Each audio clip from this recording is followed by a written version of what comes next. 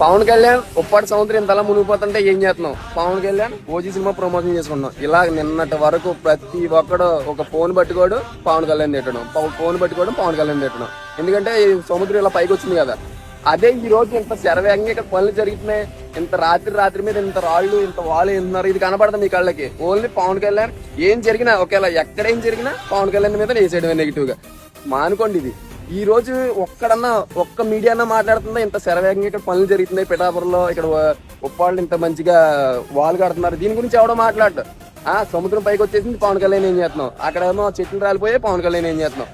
ప్రతి ఒక్కరికి ఇది ఒక అలవాటు అయిపోయింది. నేను పవన్ కళ్యాణ్ పెద్ద వీరాభిమాని ఏం కాదు, కానీ చేసిన మంచి పని ఎవరైనా చేసి ఒప్పుకోవాలి ఖచ్చితంగా.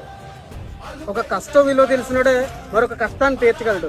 సో ఆయన ఈ రోజు డిప్యూటీ సీఎం అయ్యాడంటే కారణం ఏంటంటే ఒక కష్టం విలువ తెలిసినాడు కాబట్టి ఇంత వేగంగా ఈ పనులన్నీ త్వరగా చేయించగలిగాడు.